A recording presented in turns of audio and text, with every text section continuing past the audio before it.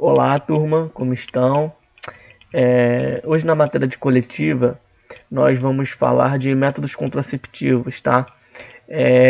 Caso minha imagem trave ou deixe de aparecer, é porque o meu notebook está com problema, a câmera está com um probleminha, tá bom? Então vamos lá, né? A gente vai trabalhar com apostila, como a gente tem trabalhado, e eu estou um pouco sem tempo para estar fazendo slide, tá? Então a gente vai trabalhar com a apostila e vai acabar se limitando a só o conteúdo da apostila, que também é o conteúdo que nossa coordenação pede para a gente estar abordando. Mas quando a gente usa slide, é, eu também pego o conteúdo da apostila, mas ele fica mais, vamos dizer assim, mais do meu jeito. Mas qualquer coisa, na próxima aula a gente traz um slidezinho, tá bom? Então vamos lá. Na aula de hoje a gente vai falar sobre alguns métodos contraceptivos, né? Dentro desses métodos contraceptivos, o mais comum que a gente conhece é a camisinha, mas aqui a gente vai estar abordando métodos hormonais, barreira e comportamentais, tá bom? Então vamos lá. Qualquer outra definição para explicar o que são métodos anticoncepcionais não abrangeria sua verdadeira utilidade. Eles servem para evitar uma gravidez. Existem os métodos orais, que são comprimidos, que são drogas anticoncepcionais orais. Existem as injetáveis, que são, né, as injeções, que elas são intramuscular. Existe um método contraceptivo, né, que ele não é tão recomendado, que é o coito interrompido, tá bom? Mas vamos ver o que a apostila vai trazer para a gente. Quais são os métodos que nossa apostila vai estar abordando aqui? Não há como classificar o melhor método, pois o melhor é aquele que a mulher e seu parceiro confiam e que também não existe contraindicação ao seu uso. Por exemplo, vocês acham que existe contraindicação para o uso de camisinha? Quem acha que não está errado. Existe contraindicação para o uso de camisinha. Pessoas que têm alergia ao látex, tá? É uma contraindicação para o uso de camisinha. Caso a pessoa use, pode estar acarretando intercorrências como hipiremia, irritação, prurido na região genital, tanto do homem quanto da mulher, tá bom? Uma coisa que vale muito a pena a gente sanar é a forma como se usa a camisinha, a forma que abre a camisinha, a forma de colocar a camisinha. Eu acho que vale muito ressaltar que camisinha não se abre com a boca, além de ser falta de higiene, tá? Pode acontecer algum acidente onde o dente pode acabar furando a camisinha e o casal não consiga observar, e pode ser um método contraceptivo falho devido, tá bom? Olha só, falho devido à responsabilidade do usuário, tá bom? Porque o usuário não soube fazer essa automanutenção aí, não soube manusear sozinho. A automanutenção foi ótima, mas na verdade é que ele não soube manusear sozinho, tá? Então, o que acontece? Em relação à camisinha, a única contraindicação que a gente pode abordar, que a gente pode achar relevante é essa, devido à alergia ao material da camisinha, tá? Abriu a camisinha, como se usar, como que se colocar a camisinha? Normalmente, em sala de aula, a gente poderia até abrir uma camisinha e manusear essa camisinha, né? Só que o que acontece, infelizmente, digital assim, né? Uma aula virtual, a gente não vai poder tá. Gente, acho que eu vou ligar a luz para ficar melhor. Deixa eu ver se a imagem travou aqui. Não, não travou. Vou ligar a luz para ficar melhor aqui. Só um minuto. Vocês me enxergarem melhor.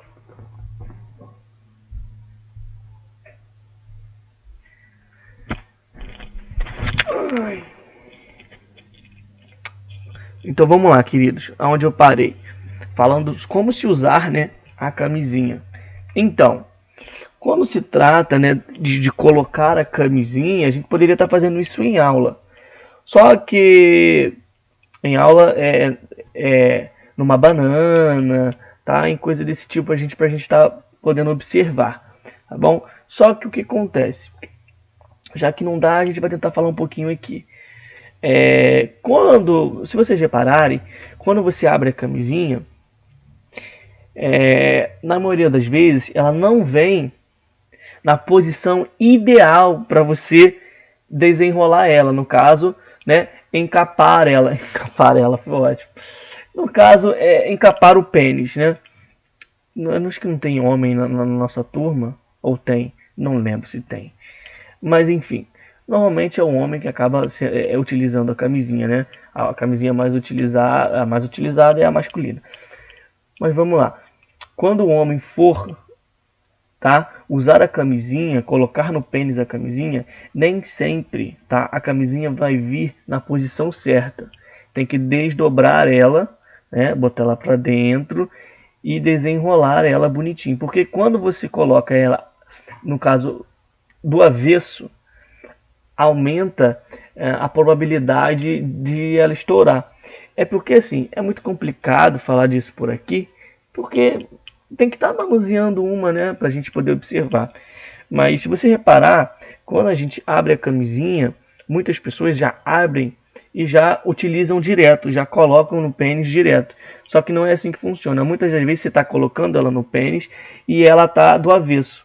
E aí durante aquela fricção, durante a relação sexual, ela vai acabar estourando. Então tem que botar ela do jeito certinho para que ela não estoure, tá? E tem que deixar sempre, né, a pontinha dela vazia ali, tem um espaço ali para quando, né, ocorrer a ejaculação, tenha um espaço e também ela não estoure, tá bom?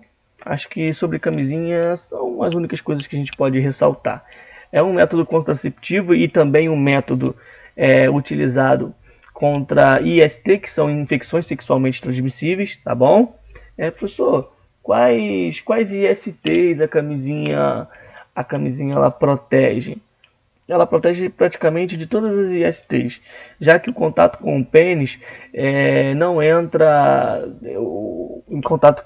O que acontece é o seguinte: a vagina, né, a mucosa vaginal não entra em contato com o pênis, então dificilmente vai acontecer alguma infecção por HIV, né, porque é necessário que exista uma interação ali, né, que exista a junção, né, de vasos sanguíneos, microvasos sanguíneos, na verdade. E por aí vai, tá bom?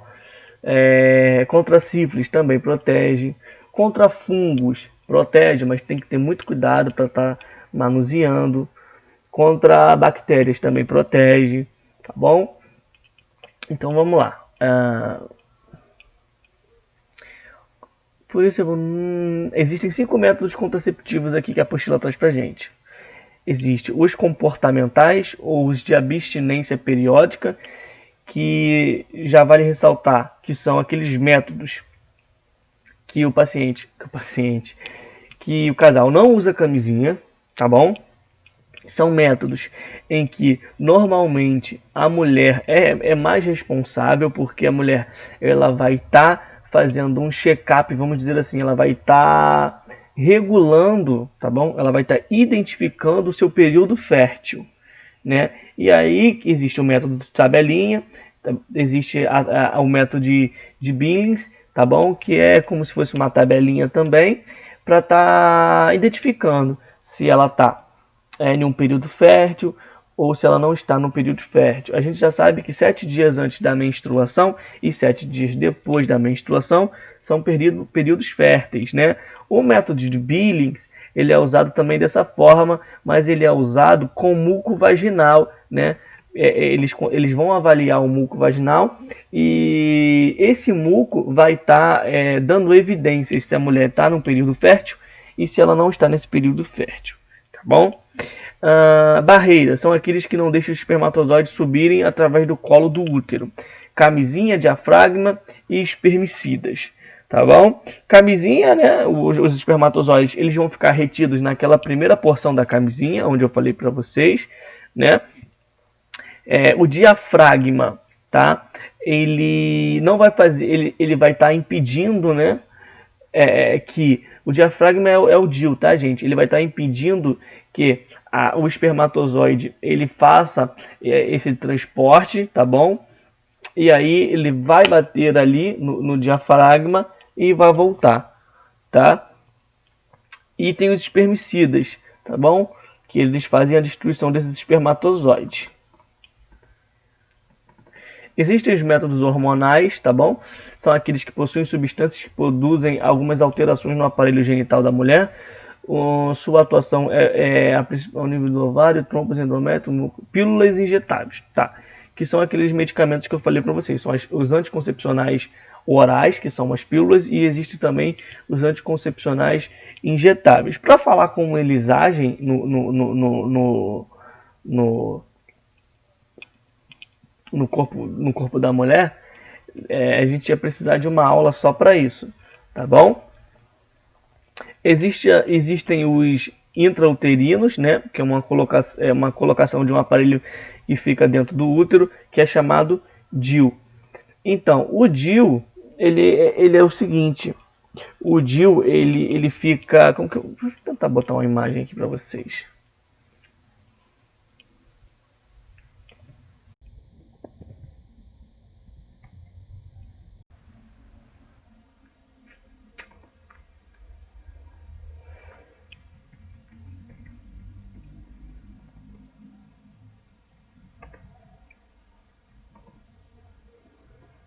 Aqui como que ele fica, ó.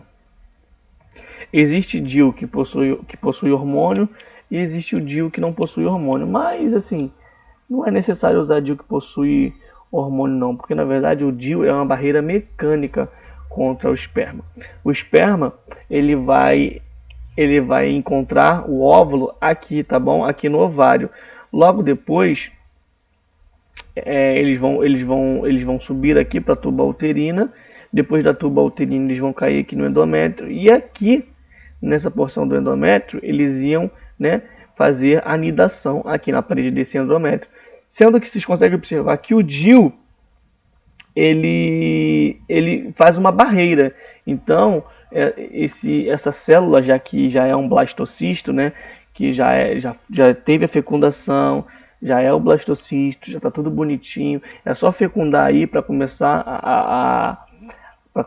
né, o crescimento do feto, a evolução do feto, o crescimento da placenta.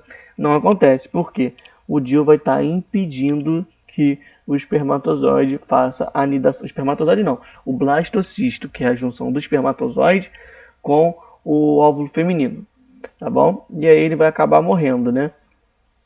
Agora eu vou botar uma imagem aqui.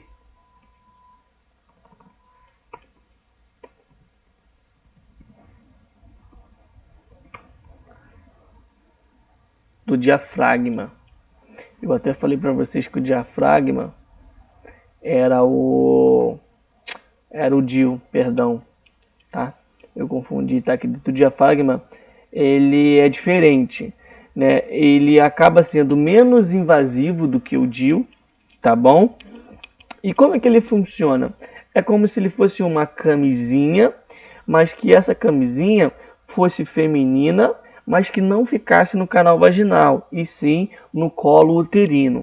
Essa região aqui que vocês estão vendo é o colo uterino, né? É aqui que ocorre quando uma paciente vai em uma unidade básica fazer um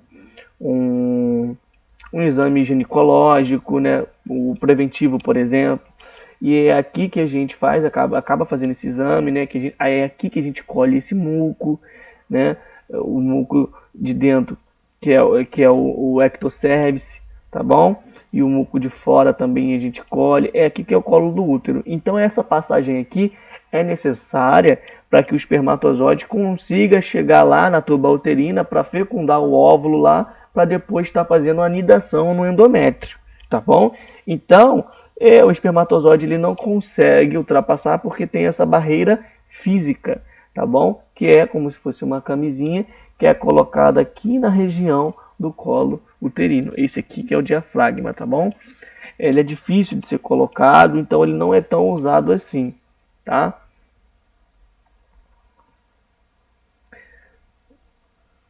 E tem também, né, os métodos contraceptivos cirúrgicos, né, que é a vasectomia e a ligadura das trompas, tá? A vasectomia, diferente do que muitos pensam, ela pode ser,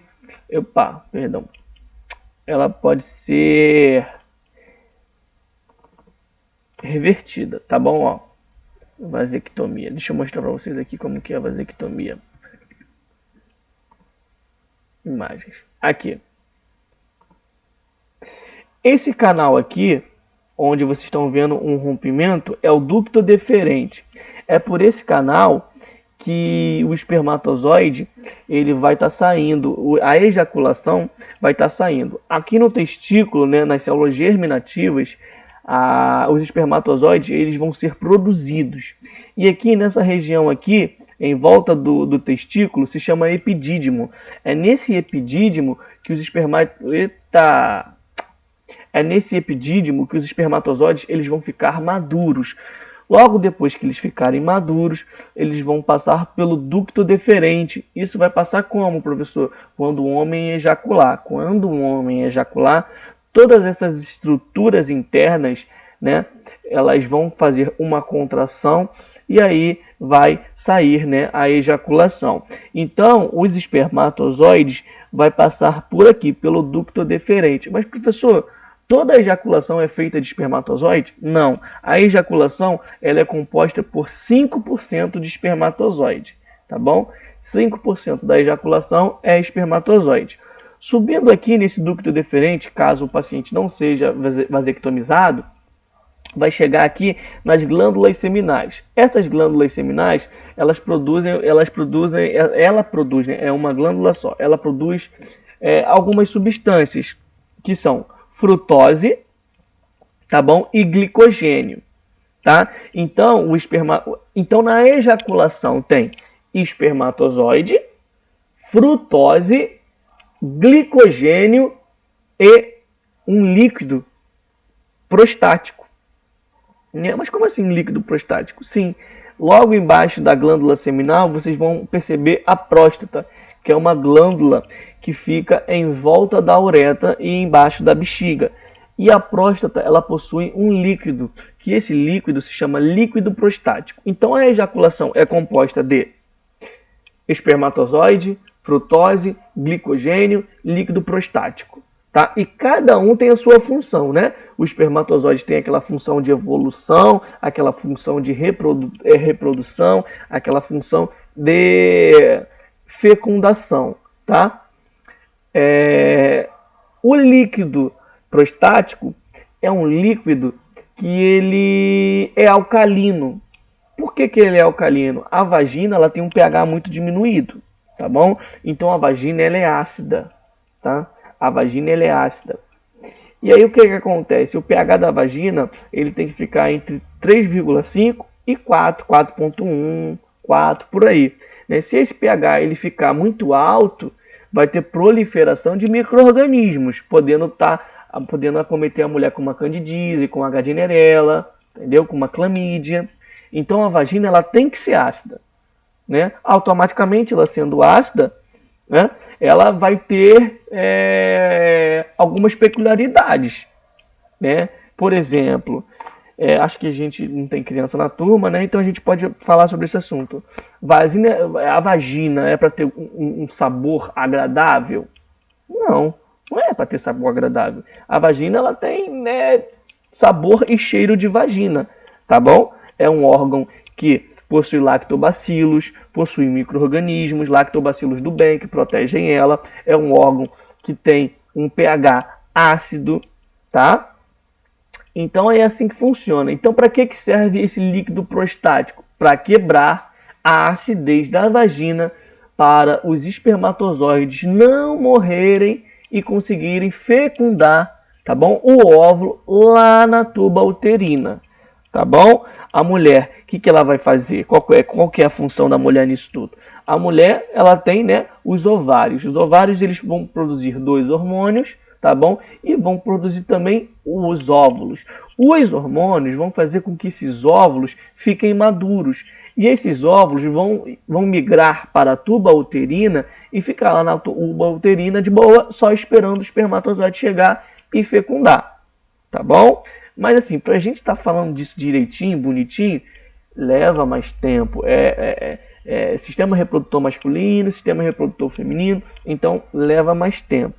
Tá? Essa aula é um tipo de aula que é muito agradável a gente estar debatendo em sala, conversando em sala, para a gente estar vendo imagens, slide bonitinho, fica muito melhor da gente estar conversando.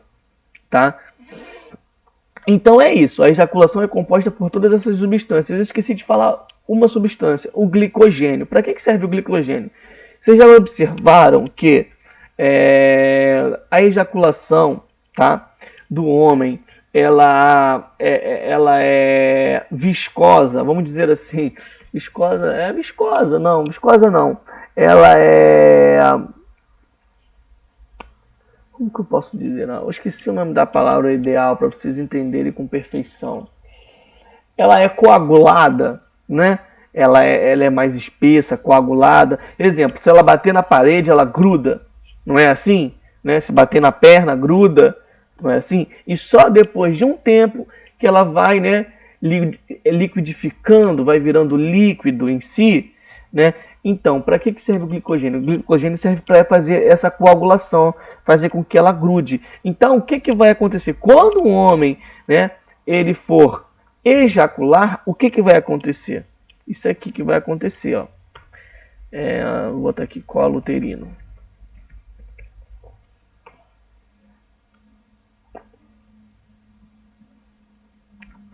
Aqui é um colo uterino, ó. Canal vaginal. E aqui, ó, colo uterino, tá? Quando o homem ejacular, o que vai acontecer? O glicogênio vai ser responsável por fazer com que essa ejaculação cheia de espermatozoide se colabe, né? Grude no colo uterino. E aí, quando essa ejaculação cheia de espermatozoide começar a se liquidificar, aqui, ó, tá vendo? Ó, tá virando, né? Imagino que aqui seja a ejaculação, tá? Mas pode ser que não seja. Aqui, ó, tá liquidificando aqui, né? Liquidificando aqui. E aí os espermatozoides vão sair da ejaculação e vão entrar aonde? No colo uterino, tá bom? E aí eles vão fazer todo aquele caminho lá que a gente viu. Entrou no colo uterino por aqui, ó. Eles vão lá para a tuba uterina, tá bom? Chegou na tuba uterina, eles vão encontrar com o óvulo que já está ali preparado, maduro. Ele vai se fundir com o óvulo e a gente vai nascer. É assim que funciona, tá? Então, vamos voltar para a apostila para ver aonde eu parei. Eu parei na vasectomia. Então, quando acontece a vasectomia, o que vai acontecer? O homem, né, ele não vai conseguir, ele vai conseguir ejacular, vai. Só que essa ejaculação, ó, vasectomia. Só que essa ejaculação aqui do homem vai ser uma ejaculação, olha aqui. Aqui, ó. Vai ser uma ejaculação sem espermatozoide. O que vai ter nessa ejaculação ali?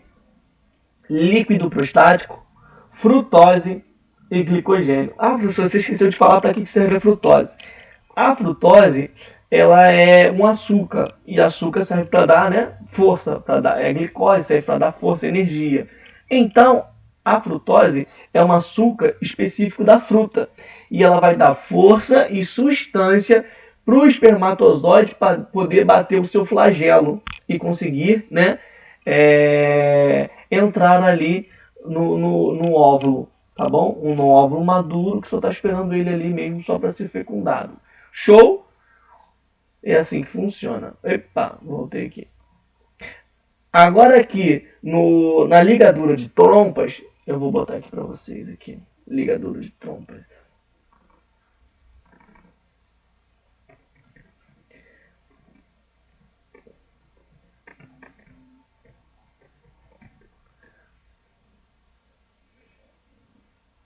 tem uma imagem legal aqui. Aqui. O que vai acontecer? Você está vendo essa parte aqui, onde as trompas estão cortadas? Então, muitas das vezes elas não são cortadas, e sim elas são ligadas. O médico, no caso o cirurgião, tá bom? Ele vai estar dando ponto ali, fazendo uma sutura ali e fazendo um bloqueio. É exatamente nessa região que ocorre a fecundação, tá? Então, fazendo esse bloqueio, não existe possibilidade, tá bom? Do espermatozoide ou do blastocisto, né? Da célula já do espermatozoide, né? Com o óvulo, né? Que quando eles se fundem, eles viram um blastocisto. Não existe a possibilidade desse blastocisto ir fazer a anidação. O que é a anidação? A anidação é quando um óvulo fecundado, para vocês entenderem melhor, é quando um óvulo fecundado ele vai se implantar na camada, na mucosa do endométrio. É aí que vai ocorrer, tá, um determinado sangramentozinho. A gestante, né? Porque aí ela já vai estar gestante, tá bom? A gestante, só que ela não sabe, tá? Porque é o primeiro sinal de gravidez, é esse sangramentozinho. Um sangramento, né, que parece mais um borrãozinho de café, tá bom? Na calcinha. Acha que é menstruação, mas não é menstruação. Muitas mulheres confundem e dizem, mas minha amiga menstruou 5 meses. Não existe isso. Não é menstruação. Nem todo sangue que sai da vagina é menstruação. Tá bom, gente? Então, o que vai acontecer? Nesse caso, não vai acontecer isso. Porque, né, a tuba uterina, antigamente era conhecida como trompa de Fallops, tá? Ela vai estar bloqueada, que é um bloqueio cirúrgico. É a ligadura, tá bom? Caso isso não aconteça, caso a mulher ela não tenha ligadura, né, o blastocisto, o óvulo fecundado, vai se implantar na parede do endométrio e aí vai começar o processo gestacional. Como que é? Ó, vou mostrar aqui para vocês. É porque vocês não tiveram anatomia, né, materno 1 comigo, vocês iriam gostar.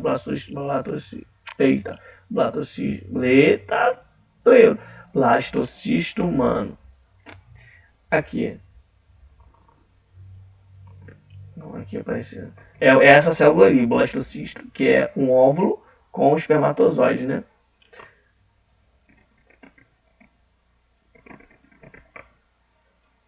Aqui ele vai se implantar. Tá muito científico aqui, não tem uma imagem legalzinha. Ele vai estar assim. Tem um vídeo legal, eu vou estar mostrando para vocês, tá bom? Vou estar mostrando bonitinho para vocês um vídeo, tá? E aí ele vai se implantar, tá bom? Ele se implantou, vai começar o processo gestacional. Agora vamos lá para a apostila ver o que ele traz pra gente.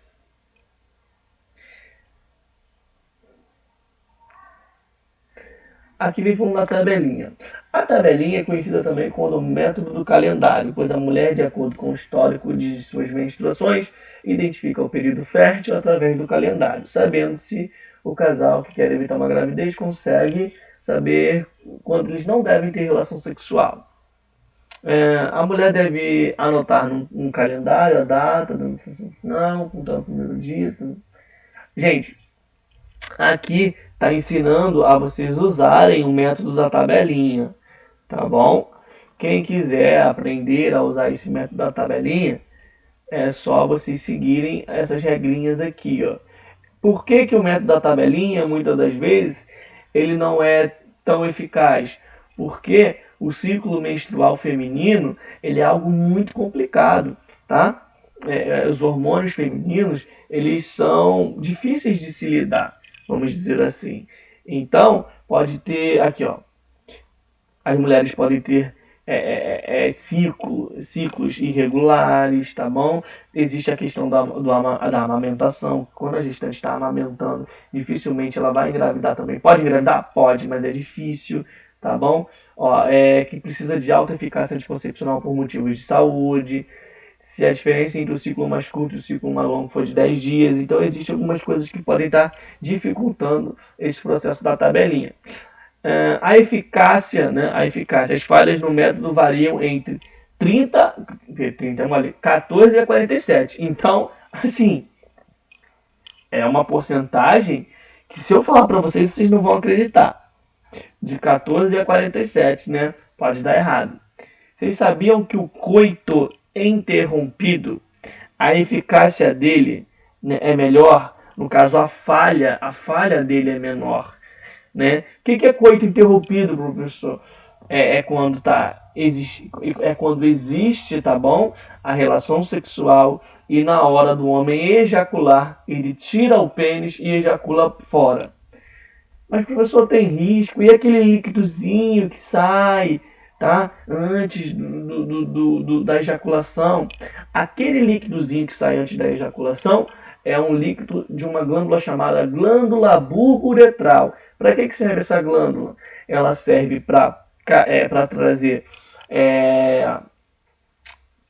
para fazer uma... Como que eu vou dizer para vocês? Esqueci o nome da palavra.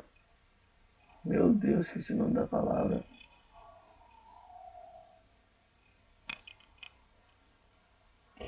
Ela serve para limpar a uretra, né? Limpar a uretra de resquícios, de resto de urina, esse tipo de coisa. E também serve para lubrificar. Eu tinha esquecido essa palavra. Lubrificar. Serve para lubrificar a glande do pênis e assim facilitar, tá bom? O processo de reprodução. O que é o processo de reprodução? É o sexo, tá bom? E por último, falando sobre a camisinha, né? Ah, tá. Deixa eu procurar aqui para vocês a eficácia do coito interrompido, para vocês poderem. Coito interrompido. Eficácia. Gente, depois não venha falando, mas o professor disse que coito interrompido ele é bom, que ele tem uma eficácia muito boa, e agora ele vai ter que ser o padrinho do meu filho. Não vem com essa história não, pelo amor de Deus. Ó, a eficácia do coito interrompido é de 72%. Então, a gente vale ressaltar que se o coito interrompido é 72%, a falha dele é 38%. E é menor do que o da tabelinha, né? É bem menor do que o da tabelinha, tá? Então, por que o coito interrompido ele falha? Ele falha porque o homem não consegue se segurar, tá bom? O homem não consegue se segurar. Eita, a imagem travou, como eu disse para vocês, mas fiquem tranquilos. O homem não consegue se segurar, por isso que vai acontecer essa falha do coito interrompido. Existe também outra ocasião. Por exemplo, um casal teve relação sexual. E aí, né, teve relação sexual, aí tá, descansaram, foram tomar um banho, e daqui a pouco tiveram outra relação sexual. Sendo que entre essas duas relações, né, o homem, no caso, né, ele não urinou. E dentro, né, da uretra dele ali, teve resquícios de quê? Espermatozoide. E aí, quando ele, né, tiver ali, naquela coisa toda, e beijo na boca e vai para lá tomar lá da cá, possa ser que a glândula uretral, né, bulbo uretral, produz aquele líquido que serve para quê? Ele serve para lubrificar. Esse líquido vem com resquícios de espermatozoide de uma relação sexual anterior. A mulher acaba engravidando. Então, entre uma relação e outra, urinar é bom, tá bom? É bom, evita também infecções por micro-organismos. Urinar e fazer a higiene do órgão, tá bom? Vamos ver aqui se tem mais alguma coisa a se falar. Tem aqui a última, sobre a camisinha, né? Diafragma a gente já falou. Camisinha. Condom ou preservativo é uma capa de borracha muito fina utilizada pelo homem. Ela funciona impedindo os espermatozoides que subam através do colo do útero. A camisinha deve ser desenrolada no pênis ereto antes de qualquer contato com a vagina. É preciso retirá-la imediatamente após a ejaculação. segurando as bordas para impedir que os espermatozoides entrem em contato com a vagina. É preciso usar a camisinha a cada nova relação. Somente homens que têm problemas na uretra, como epispadia, hipospadia, não devem usá-la. Uma camisinha pode ser, ela pode ter alergia, como eu disse para vocês. O preservativo vai proteger com doenças do colo do útero, não faz mal à saúde, pode ser comprado em farmácias e evita também doenças sexualmente transmissíveis, inclusive a AIDS. Fracasso varia entre 3 a 12, só que isso é muito diminuído. Esse fracasso tem muito mais a ver com o casal que está usando e não soube usar direito, entendeu? Do que com a eficácia da camisinha. Agora vamos ver o que é isso aqui. Hipospadia.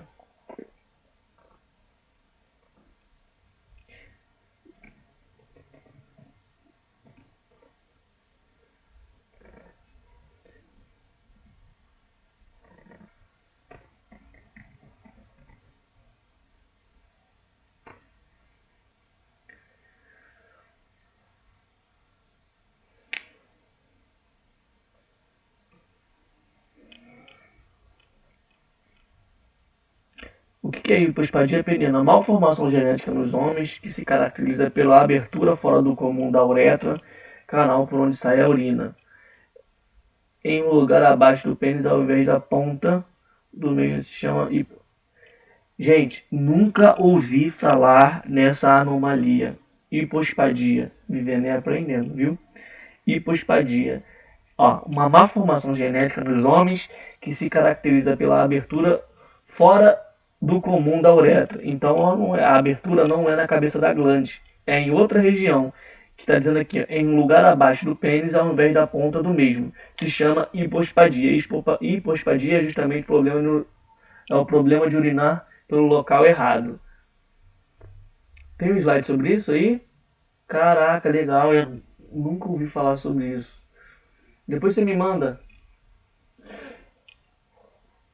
Eu vou mandar para vocês o slide. Então, gente, é isso aí. Vamos dar uma olhada lá, se tem alguma coisa aqui. Não tem nada. Epa, apertei o botão errado aqui.